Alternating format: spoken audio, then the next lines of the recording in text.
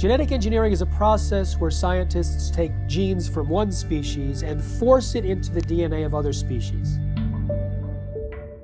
Every single independent study conducted on the impact of genetically modified food shows that it damages organs, it causes infertility, it causes immune system failure, it causes holes in the GI tract, it causes multiple organ system failure. The whole concept of genetically modified organisms is throwing a monkey wrench in the life on this planet. What if we could produce more yield on the same amount of land, squeeze more water from a single raindrop, conserve natural resources while caring for the environment? Monsanto is the company that told us that PCBs were safe.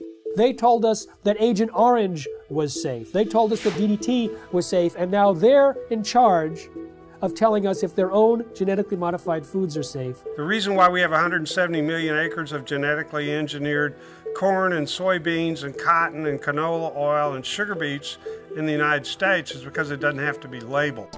The first genetically modified animal, a salmon, may soon be approved for human consumption. Both these fish are 18 months old, but the larger genetically engineered Aqua Advantage salmon grows twice as fast as the regular salmon. There has not been sufficient animal health testing, human health testing, or environmental impact testing of these new transgenic fish. Basically, they've taken agriculture and built an industrial model which doesn't fit nature. So instead of changing their agricultural model to accommodate what is natural, they're changing nature to accommodate the industrial model. If you have an organic corn crop that sits next to a genetically engineered corn field, and it happens to tassel at the same time, and it happens to be downwind, you're going to get your crop contaminated. The rest of the food supply is contaminated. Then the genie is out of the bottle, and it's maybe physically impossible to turn the situation around. In the genetic engineering revolution, these seeds are now patented property of one corporation called Monsanto.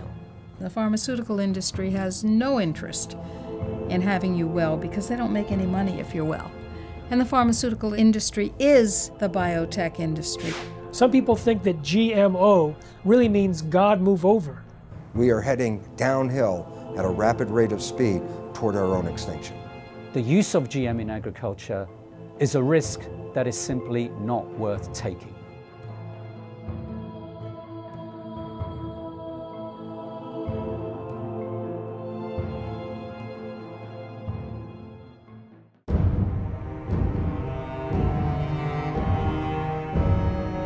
Any scientist that looks into the research or the lack of research on the safety of genetically engineered food comes to the conclusion that these foods should not be on the market. They need another decade or two of research. Monsanto is the company that told us that PCBs were safe. They were convicted of actually poisoning people in their town next to the PCB factory and fined $700 million. They told us that Agent Orange was safe. They told us that DDT was safe, and now they're in charge of telling us if their own genetically modified foods are safe. Because the FDA doesn't require a single safety study, they leave it to Monsanto.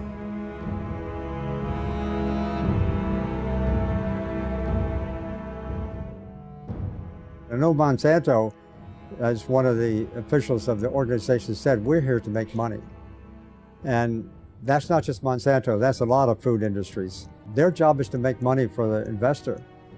Unfortunately, that becomes the highest priority thought in their minds. Make money, make money, make money.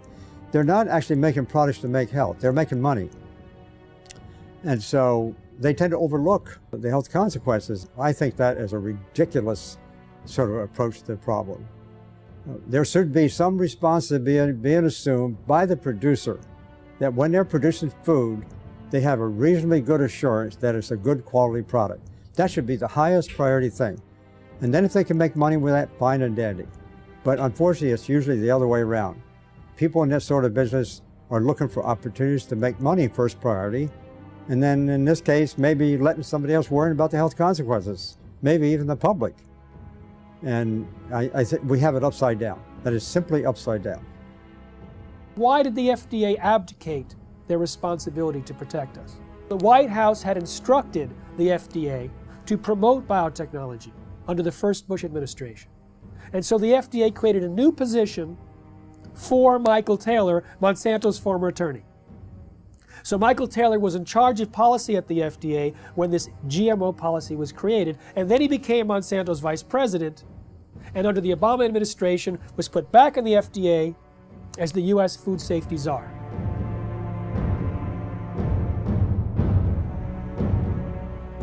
In reality, the overwhelming consensus among the scientists at the FDA were not only that GMOs were different, but that they were inherently dangerous, that they might create allergies, toxins, new diseases, and nutritional problems. They had urged their superiors to require long-term study, and when they saw drafts of the policy coming back to them, they were angry and urged their political appointees to change course.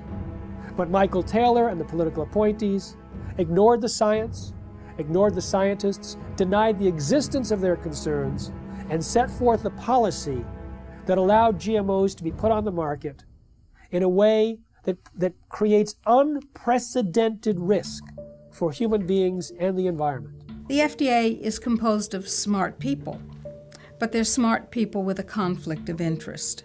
They're smart people who make their decisions based on what will support their financial needs or their academic needs, not what makes scientific sense. What you can do with GMOs is basically engineer food in ways that make it most profitable from the company's perspective. But from the company's perspective, whatever negative aspects of that might exist are simply irrelevant. And more than being irrelevant, the company is motivated to try to suppress knowledge about those negative aspects. The company is motivated to try to suppress government attempts to regulate in relation to those negative aspects. The company is motivated to try to infiltrate government and lobby government. I mean, when you look at the Clinton administration, Bush Sr., Bush Jr., and Obama, you look at various high-ranking positions in the administrations of all of those presidents, you find people who have worked for Monsanto. Most people don't realize that Monsanto has been around for about a century. They've acquired lots of resources, and they are very clever and sophisticated. They know how the game works. They understand lobbying. They understand bribery. They have been effective at essentially stacking the political structure, the federal regulatory agencies in their favor, to the point that it's almost physically impossible to pass any type of federal regulations or legislation, because the people who make those choices have been in the revolving door of Monsanto. They either previously worked for them or they're paid consultants for them. The governments now, wherever they are dependent on corporations. Who are these governments? Who are these companies? Corporations. Telling people what to do, what to eat, what to feed their children. We are people, we're the children of God. We have constitutions, we have our constitutional rights to eat and feed our families that nature produces. They say, no, we don't have that right. In fact, we're going to force that on you. It's the FDA and the USDA who helped lead the charge for these new food safety bills. There's nothing in those bills to protect you. It's there to protect the genetic engineering industry. And unfortunately, if we don't stop this, you won't see organic farmers. The laws in the bills currently are so strict, so arbitrary, that if you are a small organic farmer, you can't meet their requirements for safety. As a result, you'll go out of business. Not a single human being on earth gets up and says, boy, I can't wait to go to the supermarket and buy a GMO food. And why is that? That's because after 30 years and hundreds of billions of dollars of public and private investment, they haven't been able to come up with one thing in this food that actually helps the consumer. No better taste, no lower price, no more nutrition, nothing, zip, zero, nada. 85% of all the genetically engineered crops in this country and around the world are designed so you can soak them with weed killers, toxic herbicides. And who are the big companies that do this? Come on, you know who they are. Monsanto, anybody, what? Who else? DuPont, Dow Chemical, Syngenta, Bayer. What kind of companies are these? Chemical companies. As the chemical seed package has spread, and now with genetically engineered seed that originally was free in India because it belonged to the farmers, or was low cost because it was released from the public sector universities that did seed breeding.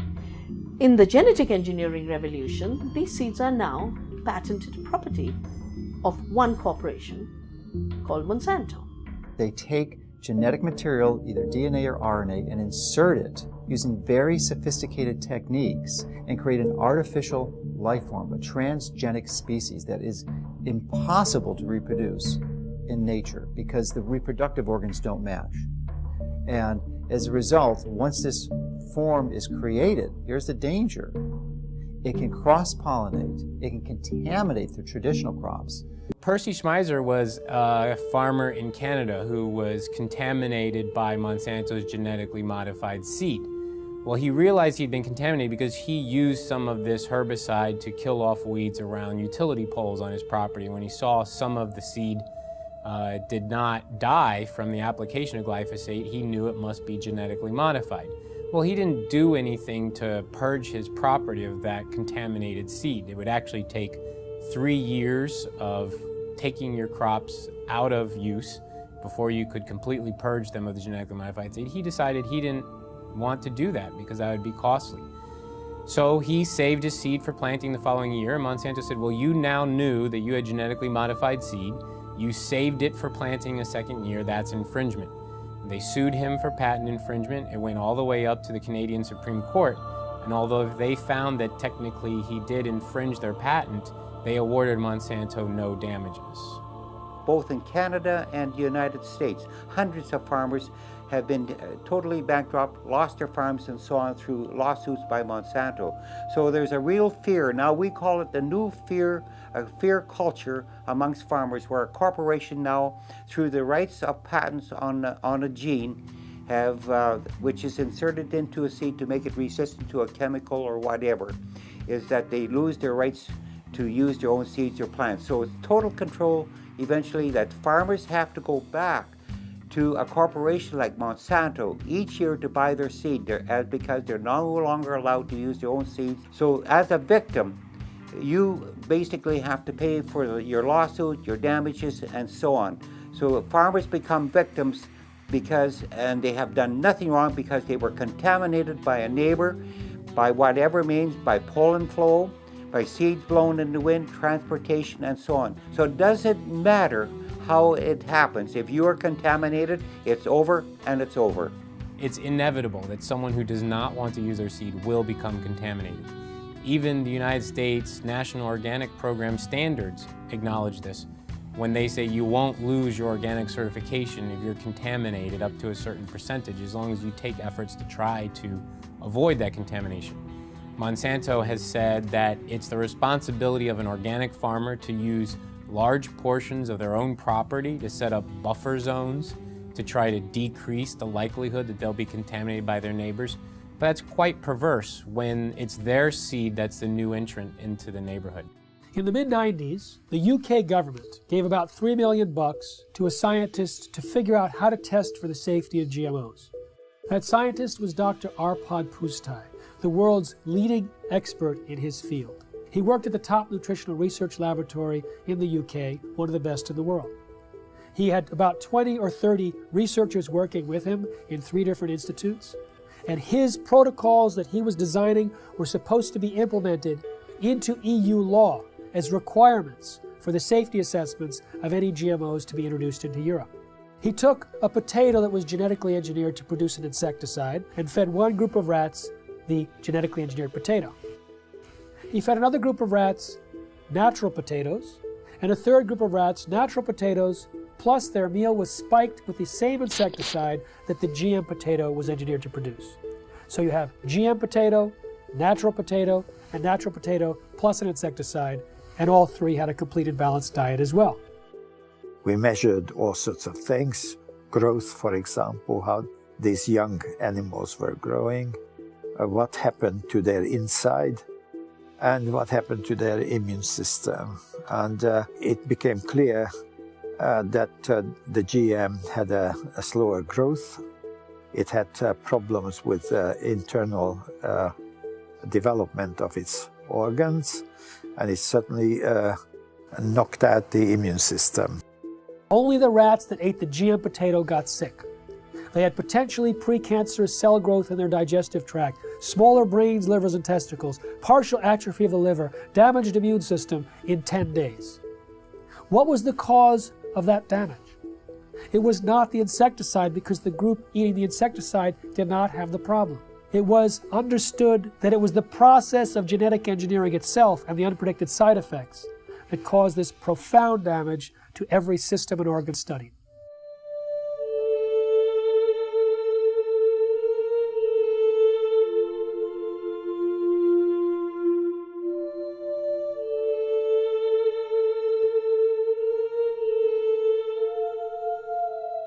He shared his concerns about GMOs and was a hero for about 2 days at his prestigious institute. The press was going wild. Here was a main scientist who was saying that we should not treat the people as guinea pigs, and that he personally wouldn't eat GMOs from what he understood. The director of his institute received 2 phone calls from the UK Prime Minister's office. The next day, Dr. Arpad Pusztai was fired from his job after 35 years, silenced with threats of a lawsuit. His team was disbanded. They never implemented the protocols. Instead, a campaign was launched to destroy his reputation in order to promote and protect the reputation of biotechnology. We do have all the methods available for testing the safety of GM crops. It will be unforgiven by humanity.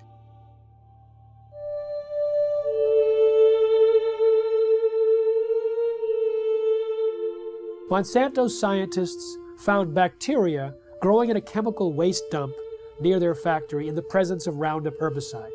Now, Roundup normally kills bacteria. This bacteria was surviving. They said, great, let's put it in the food supply. So they took the gene from the bacterium that allowed it to survive the Roundup and put it into soybeans. And now those Roundup-ready soybeans can be sprayed with Roundup herbicide, and they don't die, just all of the other plant biodiversity in the ground dies. The active ingredient in Roundup is called glyphosate. Glyphosate was patented in 1964, not as an herbicide, but as a broad-spectrum chelator.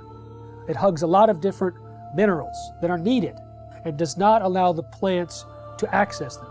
It also destroys some beneficial microorganisms in the soil, which normally provide nutrients to the plant. It also promotes pathogenic organisms in the soil, which then overrun the plant. And so it creates weaker plants, stronger disease, and the disease does the killing. Now, what do the livestock in the United States eat? They eat largely Roundup-ready crops. Roundup-ready soy, corn, cottonseed, canola mash, sugar beet pulp, and soon alfalfa. So a huge percentage of their food intake is Roundup-ready crops. Now remember, Roundup pulls the nutrients out of the crop. It makes them unavailable. So now we have millions of livestock eating nutrient-deficient food. And what do we eat? We eat plants and we eat animals and take their milk. So it turns out it's a perfect storm now, not just for plant disease, but for animal and human disease. When 44,000 secret FDA memos were made public from a lawsuit about the subject of genetic engineering, the director of the Center for Veterinary Medicine made it absolutely clear that GMOs in animal feed had a unique danger. Toxins can bioaccumulate in animals and in their milk. And so if there were toxins in genetically modified feed, then we might have higher levels of those toxins in the animals that eat the feed or in their milk or other products from those animals. All our food, 90% of Canadian crops, American crops now are produced by genetic modification, or at least they're contaminated with genetically modified corn, genetically modified soybean, genetically modified everything. 95% of all the genetic modifications are done in order to allow the plants to survive more chemicals being sprayed on them and to allow the animals to survive more drugs being put into them. And of course, what happens is that when their genes are changed, our genes are changed by consuming them, just as the superweeds and the superbugs are genetically altered by consuming them. The bug eats the plant, its genes change.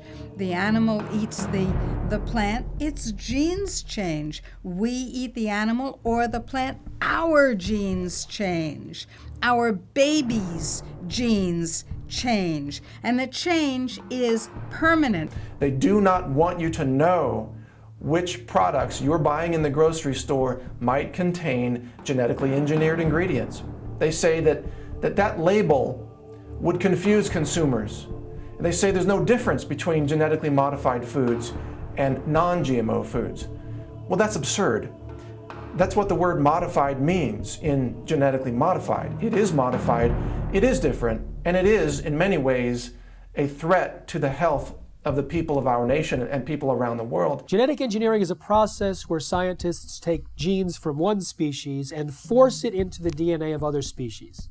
Even though there's been very little study on the health dangers, there's been sufficient evidence of harm to cause the American Academy of Environmental Medicine to say all doctors should prescribe non-GMO diets to everyone. They say that the animal feeding studies link GMOs to reproductive problems, immune system problems, accelerated aging, organ damage, gastrointestinal distress, dysfunctional regulation of cholesterol and insulin, to name a few.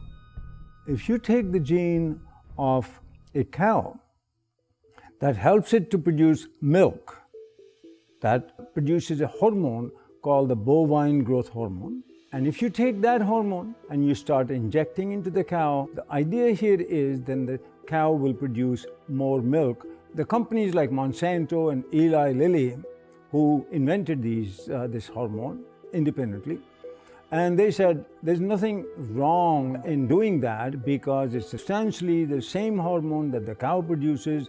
That is wrong. Because even if you take natural bovine growth hormone and you give injections of it to cows, then the cows will get sick. Just like if you took human insulin and you started to inject human insulin back to people, they will get insulin shock, they could die. But the cow receiving this hormone will actually be sick. It'll have pus in its milk because it's producing too much milk. The teat canal of the cows will get infected, will have to be treated with antibiotics. When the Canadians were evaluating bovine growth hormone, the senior scientists there testified before the Senate that Monsanto had offered them a bribe of $1 to $2 million to approve RBGH without further study. They say documents were stolen from a locked file cabinet in the government's office, that they were being pressured to approve the drug, which they thought was of questionable safety. What we have is rigged research, hijacked regulatory agencies, where many people at the agency, at the FDA, that was approving this bovine growth hormone were from Monsanto. Monsanto's former attorney, 2 former researchers. In fact, Richard Burroughs, who was an independent veterinarian working at the FDA, he was fired. He was told he was slowing up the approval process. Well, he sued and was reinstated back at the FDA, but during the trial, his boss admitted that the whole thing was a setup to get him out. He was in the way of the approval of bovine growth hormone. In the U.S., there's evidence that articles have been published that scientists who do any research on that possibly could show negative results of genetically engineered crops are harassed. They are denied funds. The universities that depend on industry money are pressured to not allow this or to discourage this kind of research. Monsanto's own research shows that when rats were fed this BT corn, they had signs of toxicity in the liver and kidneys. When genetically modified soybeans were fed to rodents, we've seen changes in the testicles changing from pink to blue, changes in the sperm cells, changes in the uterus and ovaries, in the DNA functioning of the embryo offspring. In 2001, a small California biotech company called Epicite patented a gene, which causes both men and women who eat it, in the form of any product, to produce antibodies to sperm. If the men eat the Epicite gene, they produce antibodies to their own sperm, rendering them irreversibly sterile.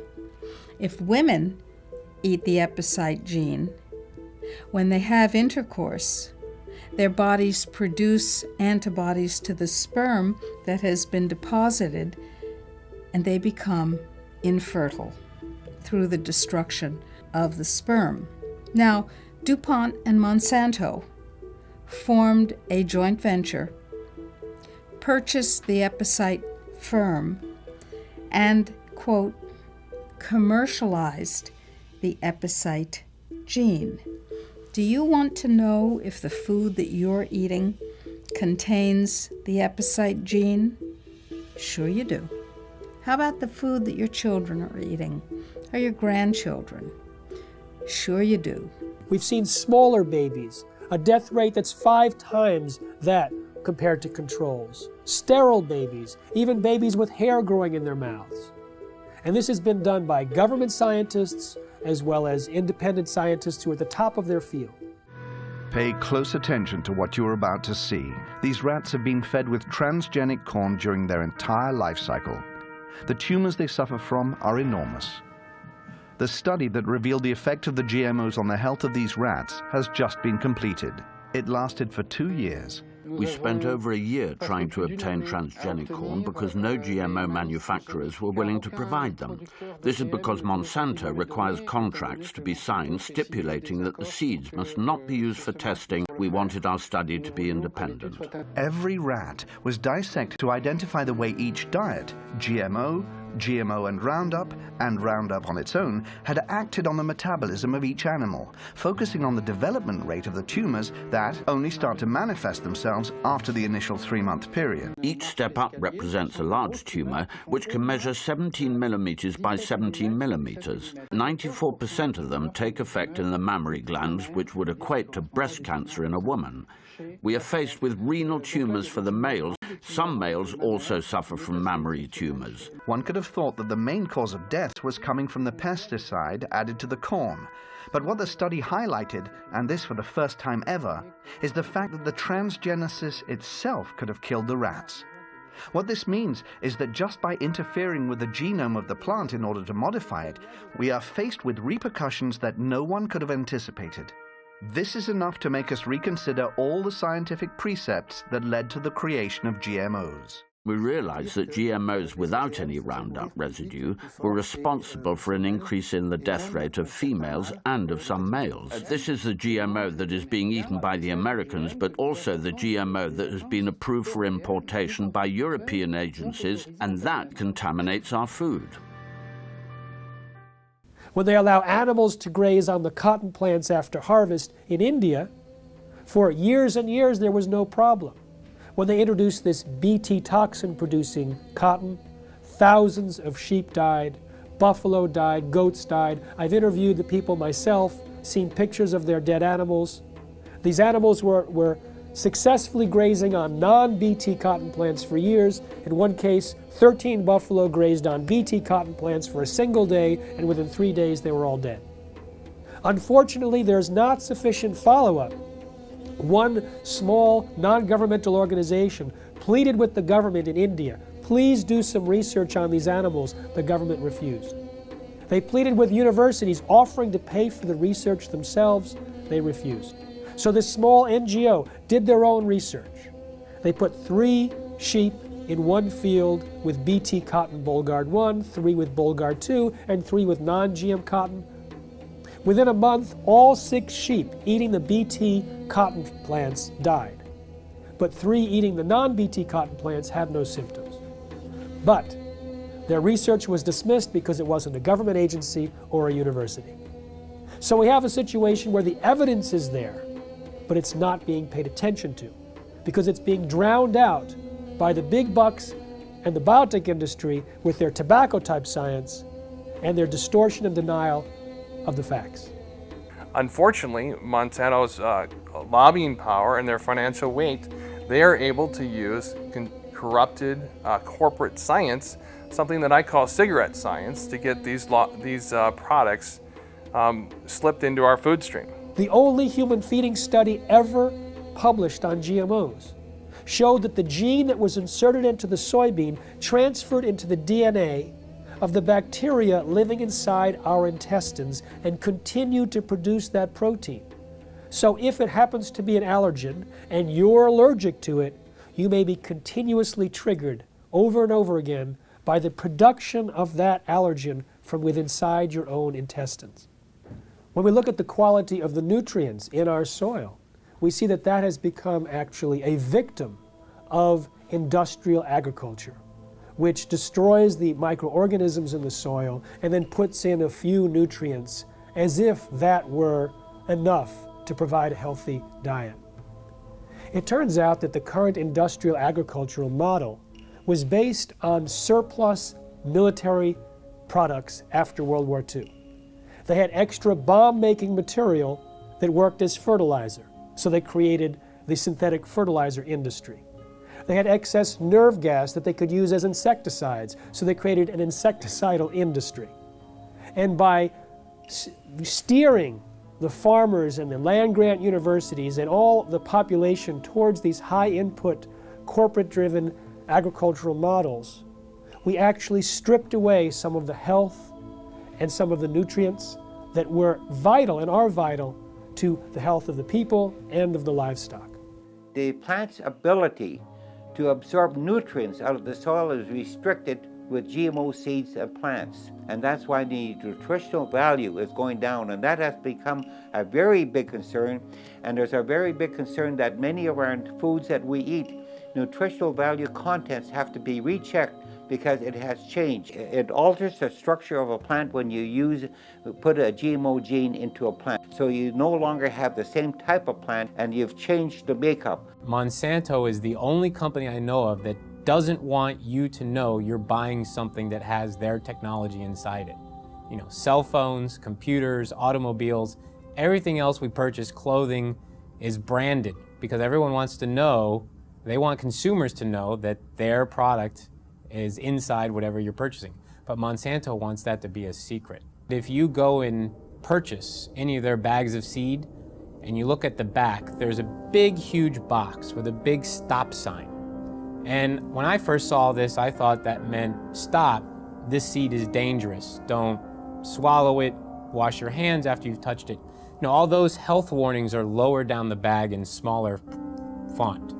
If you look in the box where the stop sign is, it actually says stop. These seeds are protected by the following patents. Your use of these seeds must be in compliance with the license agreement. You may not save the seeds for replanting, blah, blah, blah, blah, blah. So they object to labeling of food that consumers buy, but they have no problem with labeling their own product with all of their patent numbers. So there's some things that they want the public to know and other things that they don't. Traditionally, the proponents of genetic engineering have stated that there's relatively no risk or essentially no difference between genetically engineered plants and products and conventionally raised products. Well, new studies dispute this quite widely. There was a study done last year in the Journal of Reproductive Toxicology that showed that over 93% of genetically engineered toxins were found in the blood of pregnant women and 80% in the fetuses. So this potent crop toxin is being transferred into the population. Genetically modified soybeans has as much as 7 times the amount of a known allergen compared to non-GM when the two are cooked. With corn, there's a gene that's normally shut off in corn, but it's switched on accidentally in Monsanto's corn, and that gene produces a known allergen. There's also more herbicides used on these genetically modified herbicide-tolerant crops like Roundup Ready soy, and the excessive herbicides might promote allergic-type reactions. Peer-reviewed studies show that there's an association between heavy GMO consumption and serious health problems, including asthma and food allergies. There's also a damage to the pancreas and the production of enzymes that are used for digestion in mice that are fed GM soy. If we take longer to digest proteins, then that means eating genetically modified soy might cause us to be reactive to a wide variety of foods, not just to GM soy. The real risk here, the real concern is that these threats to the food supply are validated, and there is the GE crops are the predominant crops, and they've contaminated the rest of the food supply. Then the genie is out of the bottle, and it's maybe physically impossible to turn the situation around.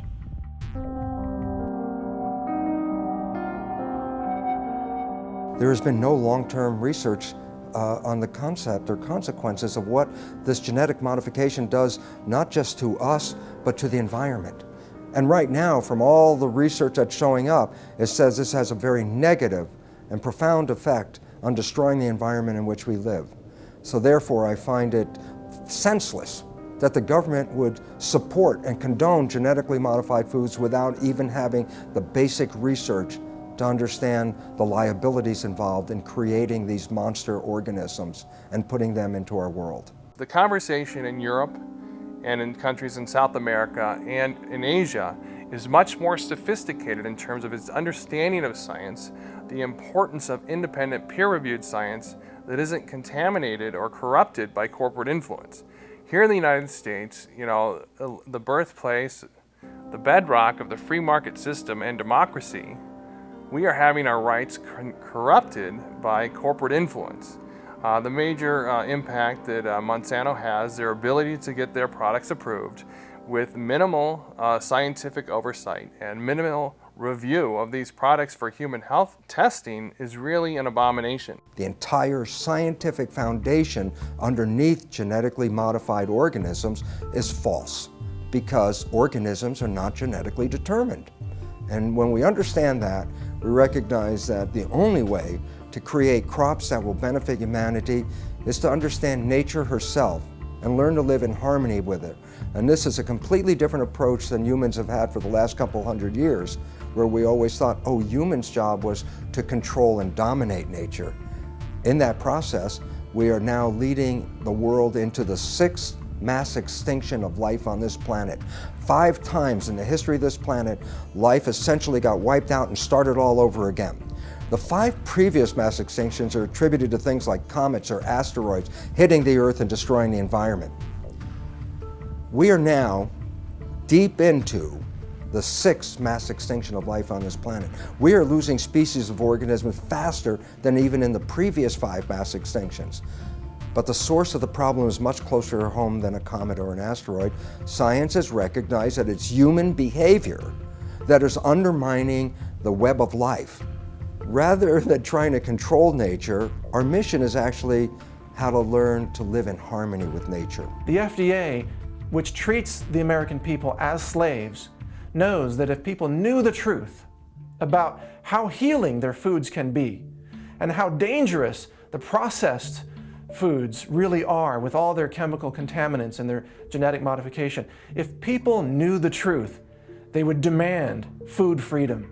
They would demand access to healing herbal therapies and healing dietary supplements. They would demand that the FDA back down from its intimidation campaigns that have been leveled against producers of dietary supplements and herbal remedies and raw dairy products and so on. The people would demand that if they knew, and that is why they are kept ignorant under this campaign of disinformation currently being waged by the FDA. I've been vigorous in my opposition of these strategies that these large corporations use to use their influence for their benefit. And as a result of my positions, I'm frequently criticized by their own local networks, the skeptic networks and such. And they're also their ability, because they are so politically connected, to use the federal regulatory agencies to come after me personally, to file claims against, or statements against my company, and also to criticize me such that it can be viewed in most of the traditional media to skew the information, the truth of what we're saying. They twist the tables. It looks like we're the bad guys when actually nothing could be further from the truth. We're just seeking to help people understand what the true reality here is, and give them the tools to make that distinction and give them the right to know. In the early 2000s, Monsanto and the biotech industry vilified a scientist for his linking of Bt corn to a decrease in monarch populations. 2 years ago, another research paper came out confirming that yes, Monsanto's Bt corn and their Bt cotton products were actually reducing the habitat of monarch butterflies. Monarch butterflies are the canary in the coal mine on the prairies in the Midwest. Of the major impacts, the negative environmental impacts that these products are having. The large-scale cultivation of GMO crops can harm biodiversity in a number of different ways. One is that in the case where the crop is engineered to be tolerant to a herbicide, such as Roundup or glufosinate, then the application of high doses of these weed killers destroys the weeds upon which other organisms normally would be consuming. So the insect population is reduced, and then there isn't the insect population upon which the birds are also consuming.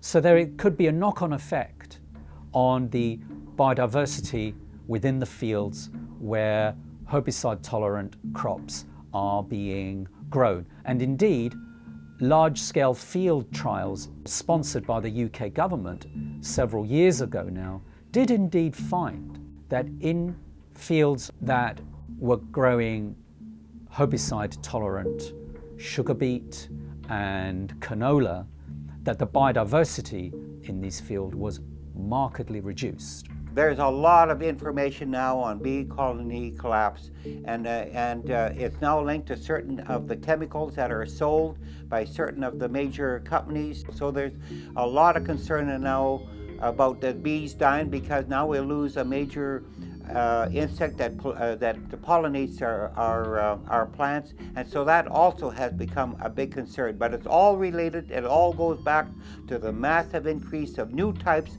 of more powerful chemicals, more toxic chemicals than we ever had before. And that's why we have many of our beneficial insects are being killed by these new types of chemicals. GM carries novel health and environmental risks, which we are now beginning to measure, both in terms of environmental impact and also outcomes in feeding trials, controlled feeding trials in animals. Then I feel that the use of GM in agriculture is a risk that is simply not worth taking. GM doesn't address root causes of problems in agriculture.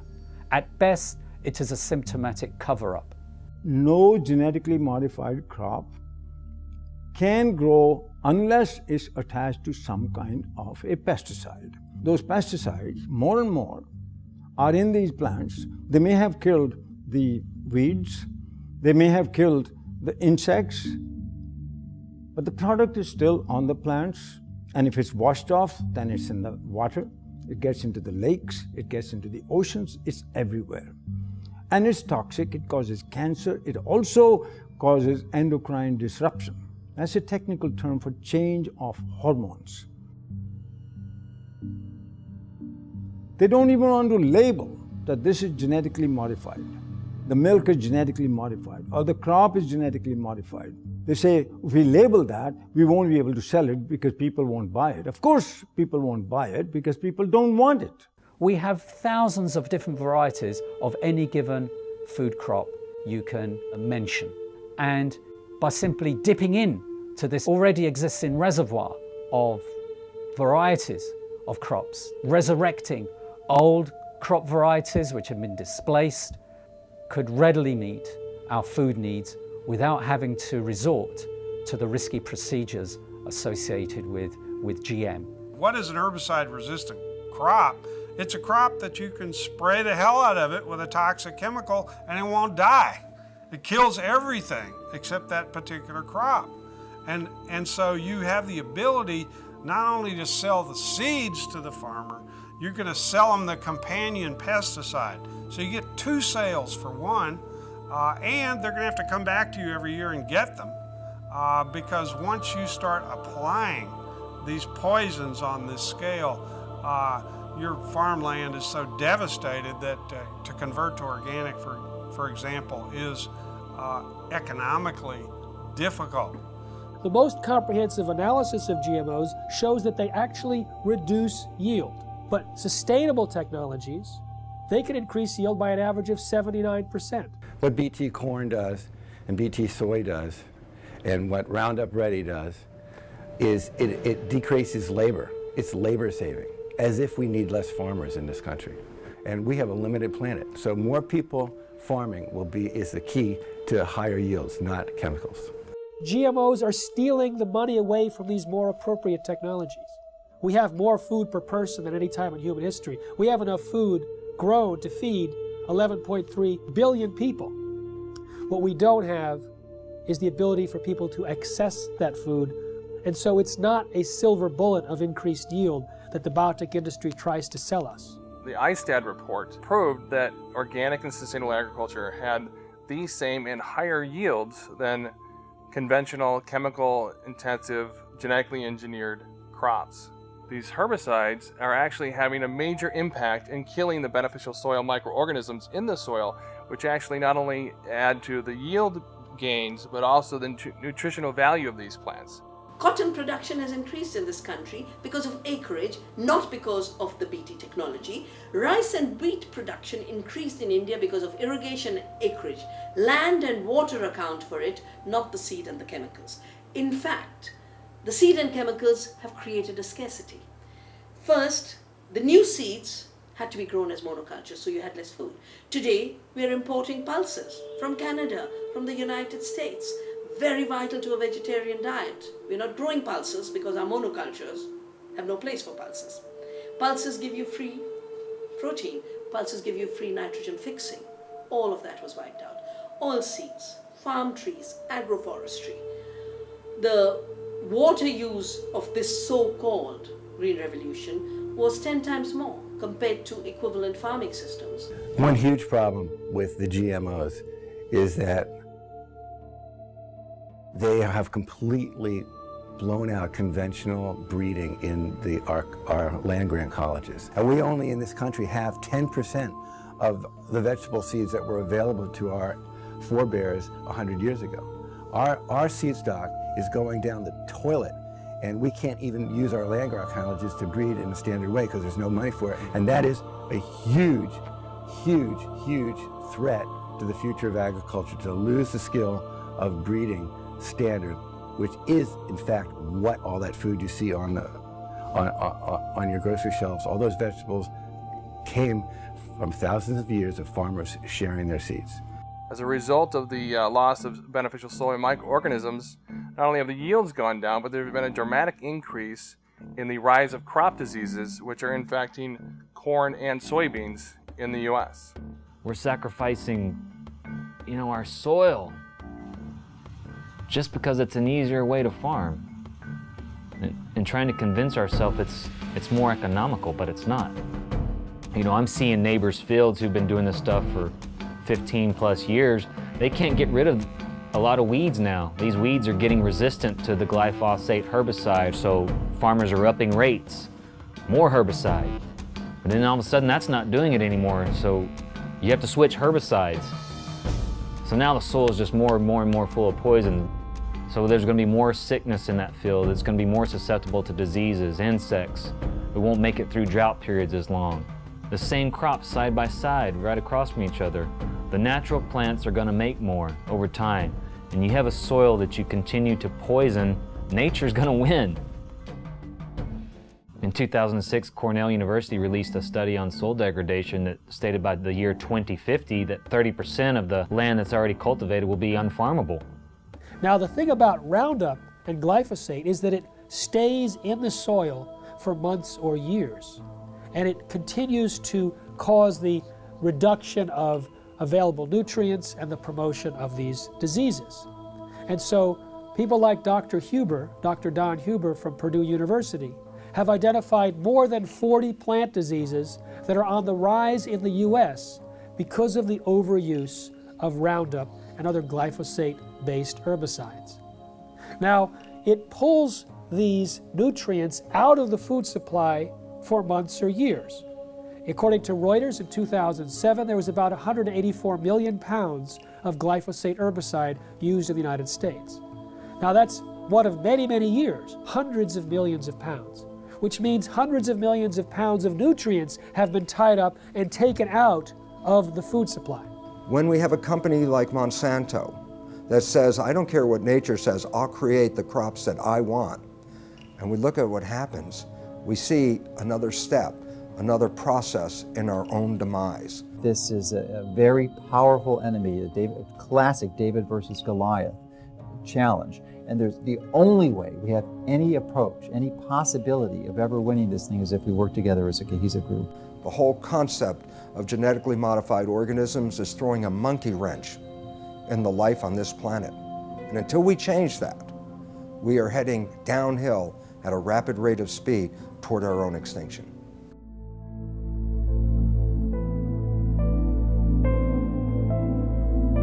Genetically modified organisms are living beings where genetics or DNA of one species is taken out and transported artificially into another organism, and in other words, some sort of genetic manipulation, genetic engineering has occurred. Nature, God if you like, does not permit that. You cannot take the gene of a bacteria and put it into a pig or a people or anything like that, or vice versa. They've put spider genes into goats in the hopes that they can milk the goat to get spiderweb protein to make bulletproof vests. They've put cow genes into pigs and made cowhides on those pigs. They had what was called an enviropig, a pig that would have manure that was less toxic. They can create these featherless chickens to kind of better live in these tight battery cage, these small barren wire enclosures extending down long rows and often windowless sheds. It can be 1 million birds in a single shed. How do you do that? Well, without them overheating, where you have this massive ventilation fans. But another way, you just take off their feathers. There's a genetically modified salmon that was created by Canadian researchers that was tested up in Canada. They put these frankenfish into tanks and they fed them sufficient food and there was no problem. When they reduced the amount of food, the frankenfish freaked. They started killing and eating their neighbors. So what happens if the FDA approves these frankenfish and let's say they escape into the ocean? I don't know what's worse, the extinction of natural salmon or the roving of these frankenfish going around and killing and attacking other species and changing the whole ecosystem balance. They both have a mating advantage because they're larger, but they have a survival disadvantage. And it's that combination that should a male transgenic fish escape into the wild cause the rapid collapse and extinction of both transgenic and wild fish in as little as 50 generations. Scientists take genes from one species and force it into the DNA of other species. Now the process itself creates massive collateral damage in the plant or animal, but they don't test for those changes and the side effects before they introduce, say, the crop into our food supply. DNA is the inherited material of life, and it is where genes are structured. So we inherit half of our DNA from our mothers and half of our DNA from our fathers. And within the DNA are the genes that encode for all the structures of the body. So the DNA is like a blueprint. Just like an architect has a blueprint for a building, the DNA is the blueprint for all the structures of the body. So when a gene is switched on to function, the information within that gene is being used to manufacture a protein. And that protein is then builds the structure of the body. And then proteins in the form of enzymes carry out all of the chemical reactions of the body that constitute the living organism. When the GM gene is introduced into the plant, the genetic engineer has no control over where the GM gene integrates or splices into the DNA of the plant. And the effect of this is that the GM transformation process as a whole actually is very disruptive on the DNA structure and function of the organism. As a result, very unpredictable and potentially hazardous outcomes. Because if you disturb the balance of gene function, remember the gene function is controlling the structure and the biochemistry of the organism. If you disrupt the balance of gene function, you disrupt the biochemistry. And if you disrupt the biochemistry, you run the risks of creating novel toxins, novel allergies, as well as a disturbance to nutritional value. These types of outcomes resulting from the disruptive effect of the GM transformation process have been observed, are observable, and they're genuine. With our understanding of epigenetics, the new science of how environmental signals control our genes, we're introduced into the chemistry of where do the signals come from that select the genes and modify our genetic activity. Well, we used to say everything was due to the genes, but now we find there's a class of molecules called microRNA. They're very small RNA molecules, and they're found in all the cells. And these microRNA molecules are molecules that adjust the reading of our genes. And well, a new understanding has been found about the microRNA molecules. And when we eat food, the microRNA from the food is picked up by the digestive system and not broken down. The microRNA is taken into our own body intact. And now what they followed is the microRNA from food ends up in our own cells, like in our liver and other cells in our body. And these microRNAs still have the same function. They change our genetics and they change our readout of our genome. And the significance is profound. It says when you eat genetically modified foods, we are eating a new class of microRNAs that have never really been in the world before. And yet, these microRNAs are picked up by our biology and adjust our own genetics. So, in a sense, the old story, we are what we eat, actually now has a biochemical foundation. And then all of a sudden it says, if that's true, then why would you risk your life eating a genetically modified food containing microRNAs that can totally distort our own biology and cause great problems in our lives? The process of genetic modification is a completely irreversible process. Once it has been carried out, it affects the reproductive cells of the organism. So any effect you have, for good or for bad, is then passed down through the subsequent generations of that particular organism. And that's true for plants and animals. Indeed, for any genetically modified organism. And this now has to be understood because when we eat genetically modified foods, not only does it affect our own cells like that, but we also know that the bacteria in our gut that are required for our survival, we need these bacteria. The bacteria also pick up the genetic engineered genes. And we modified the gut bacteria. And you say, well, why is that relevant? Well, not only do we need the gut bacteria for our survival, but the gut bacteria change our genetics. Information from the bacteria is picked up by the digestive cells and adjusts the digestive system cells to be compatible with the bacteria in our gut. There is a dialogue and a communication. If you alter the genetics of the gut bacteria, by definition, you've completely altered the development and genetics of our own cells. Way back in the 70s, they developed this grand vision of being able to splice in high yield and drought resistance and all sorts of, pest resistance, and they dreamt of patenting those genes and having proprietary ownership of these genes.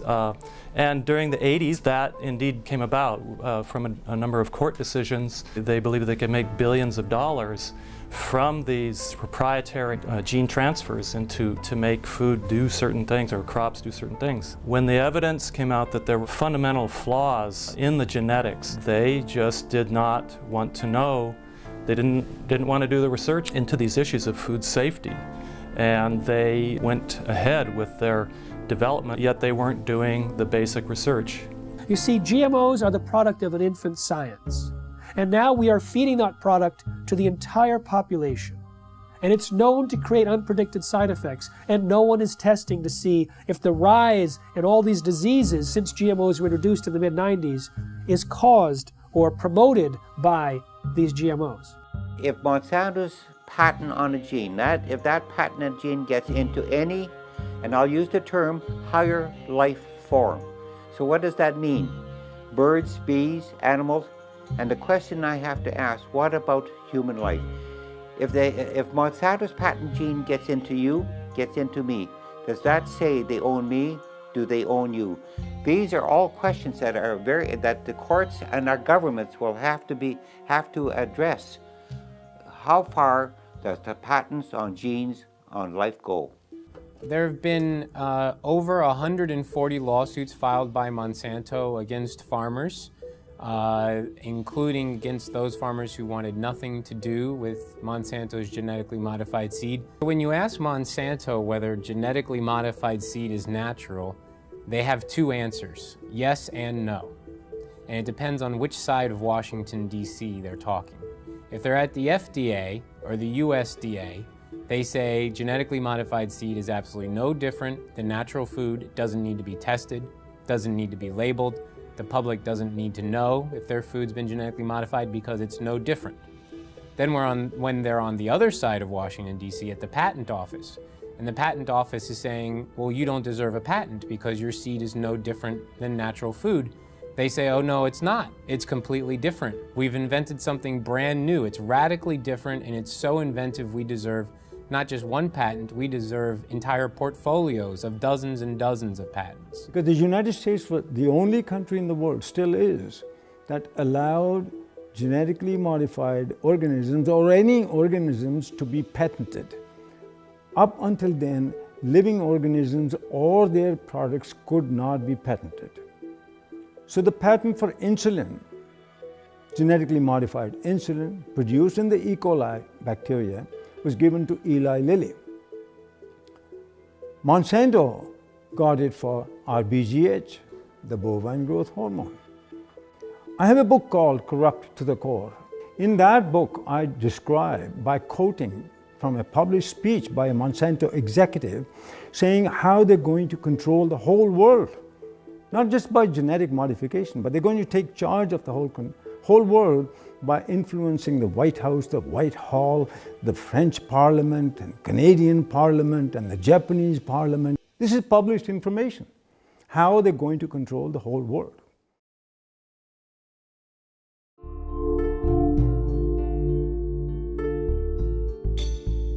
American people are beginning to become more aware and wake up to the fact that their government has been corrupted by corporations and the food that they're feeding themselves has possibly serious human health risks. In the European Union, where labeling is required, there's almost no genetically engineered food on store shelves and restaurants. There's almost none of it planted. Today, more than 50 countries around the world allow labeling of genetically engineered foods.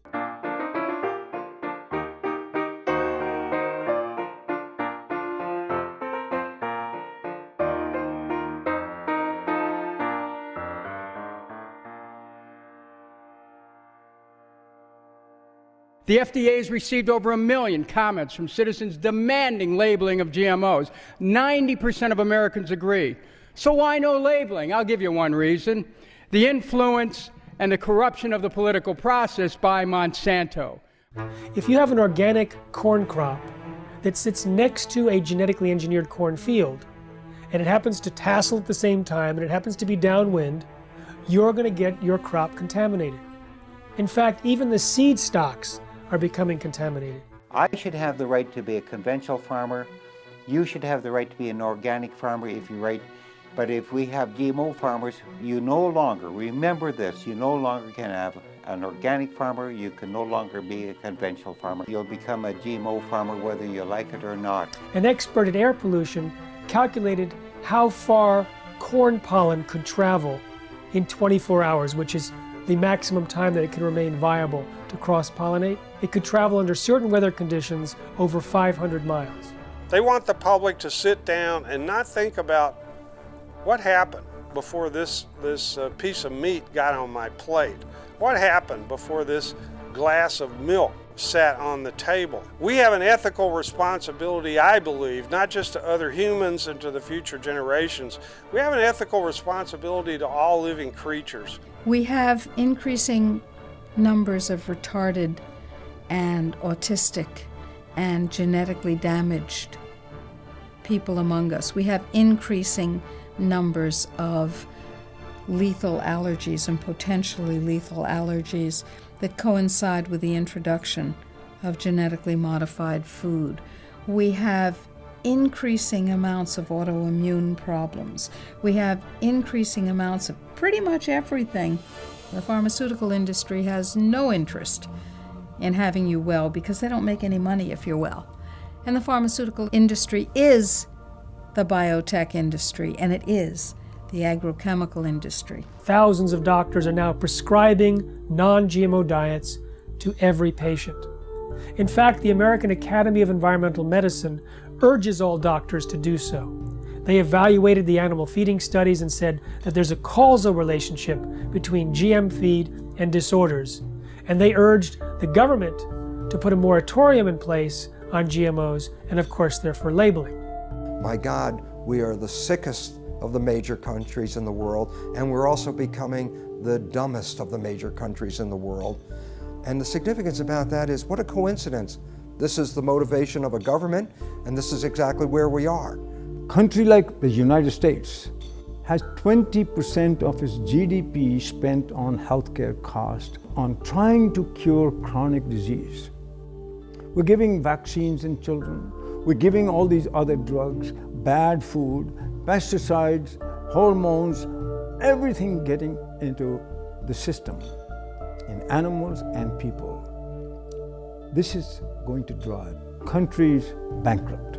We're talking about people whose lives are either terminated through preventable diseases which were not prevented, through the toxification of their bodies by toxic food.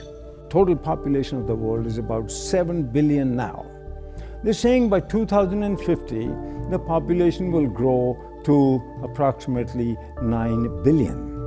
And these companies and the governments all over the world are saying the amount of food in the world will have to be increased to twice the amount. The biotech industry is promising to feed the world with crops that'll have higher yields, even though it's not the amount of food right now that's the critical issue, it's access to the food. And access to the food is largely an economic issue. There's no shortage of food. This is purely due to corruption, because corrupt people in power won't let poor people have their share. Now, since GMOs were introduced, there has been a dramatic increase in infertility in the United States. But there's significant evidence both in laboratory animal feeding studies as well as livestock experience to point a finger at Roundup-ready crops as a potential cause.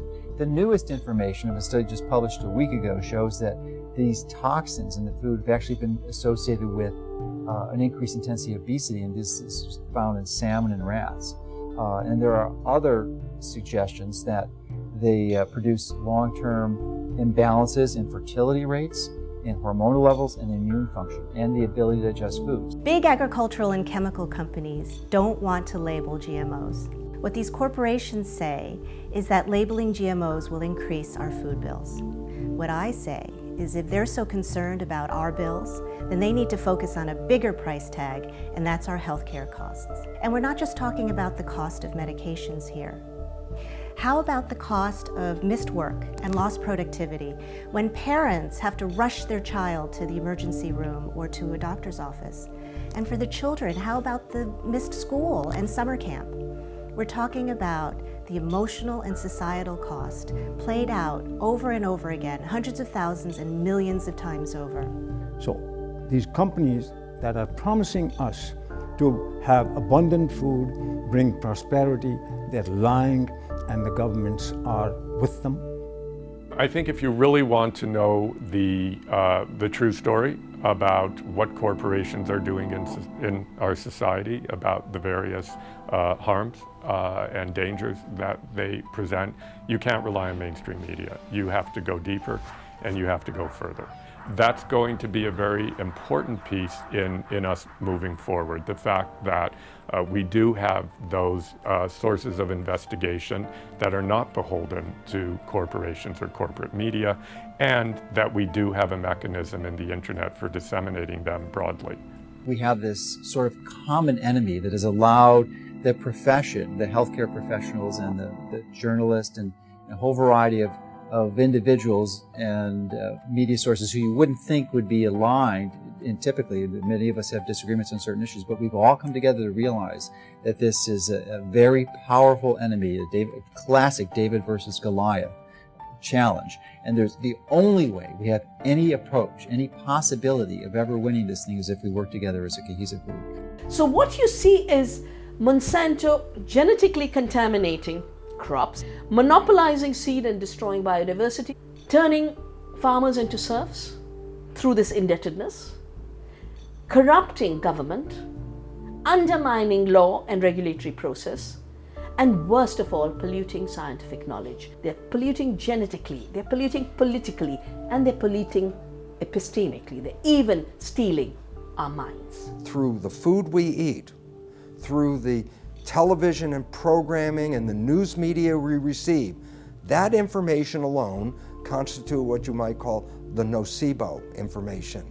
That negative information about the world is causing us to become sick. The food we eat exacerbates that same problem. We are living in a situation where we must take back our own power. They can surround the Congress, they can surround the congressional offices back in their district, they can surround the Monsantos and the city groups. And that's what they got to realize, that that's the first stage, because people showing up and massing together with agendas and with good artwork and signs and music scares the hell out of these politicians and their corporate masters. Let's use the power of government to support what we want, which is to have choices. Stand up that you should have the right, a human right to grow the foods and crops that you want. Americans have a right to know if their food is genetically engineered. It's time for labeling. It's time for people to know how their food is being produced. It is completely pro-capitalist to have things labeled.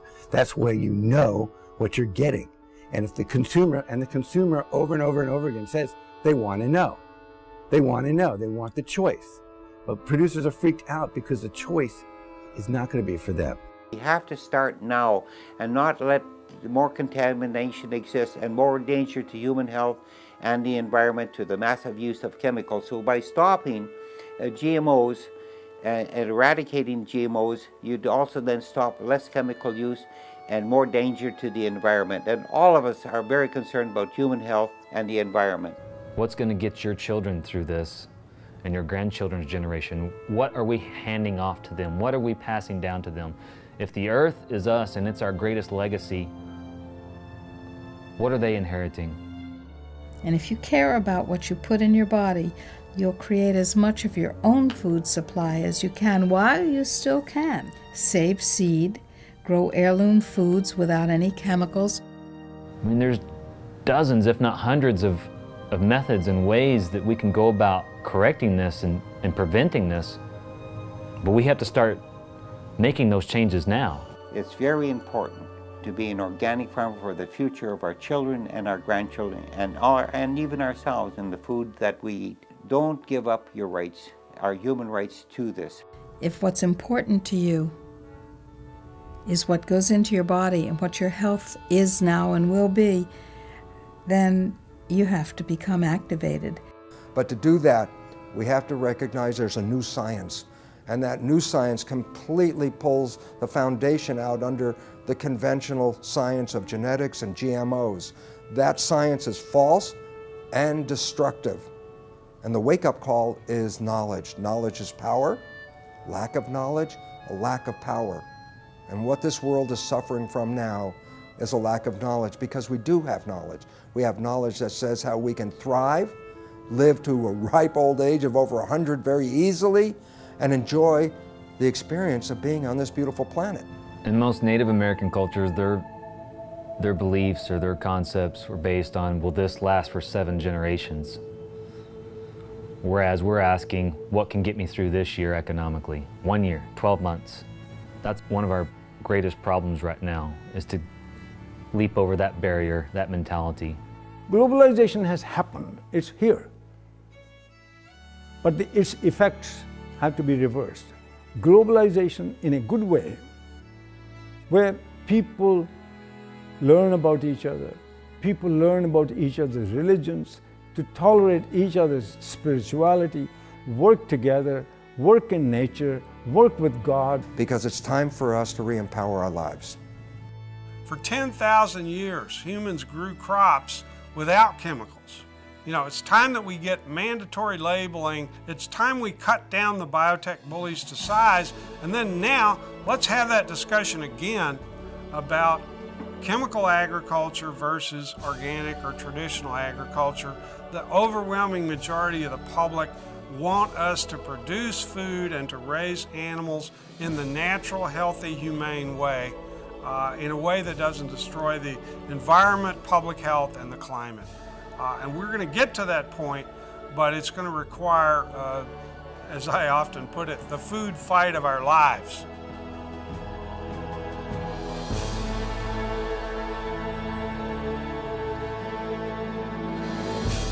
I'm looking at the food that's in the grocery store. They say it's safe, everybody eat more. On second thought, I don't really know if it's made with those GMOs. So I'm looking for the non-GMO label. Before I bring it home, I'll put it on the table. I wanna know if it's verified, so I don't harm myself with genetically modified. They don't want you to know. Poison that grow. Profits that show. From those GMOs. Seeds that they sow. Gonna hurt us, we know. Told them to go. Say GMO, no. Hey, look. I don't wanna eat poison. I don't want gene mutations at my dinner reservations. It's a food abomination. What they're doing to this fast food nation.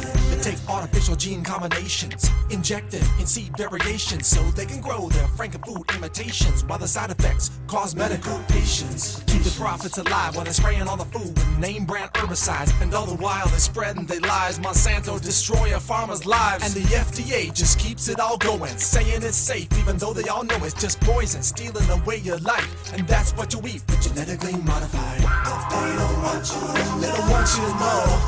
Poison that grow. Profits that show. GMO, no. Seeds that they sow. Gonna hurt us, we know. Told them to go. Say GMO, no. FDA scientists said that GMOs might create allergies, toxins, new diseases, and nutritional problems. Allergies, toxins, toxins. And they said, no testing necessary. No testing necessary. GMO safety, that's a corporate myth. If you don't believe me, listen to Jeffrey Smith. He's the man with the plan, gonna do what he can to help us all get those GMOs banned. But we need you to lend a hand, take a stand against this food stand. It's a mission for the health condition worldwide, cause we don't wanna live genetically modified. No testing necessary. No insecticide. Living inside us. No testing necessary. No insecticide. Living inside us. Don't eat food unless you know what's in it. Don't believe the propaganda, the press will spin it. Affects everybody, we all up in it. Stand up to Monsanto, tell him, oh no you didn't. Reject Frankenfoods in the store. Demand honest labels so we can be informed. We have a natural right to know what we buying. Just say no to GMO before our farms start dying. Just say no to GMO. These corporate crooks are lying. Just say no to GMO. This time we're not complying. Just say no to GMO. We just not buying it. Just say no to GMO. No testing necessary. No insecticide. Just say no to GMO.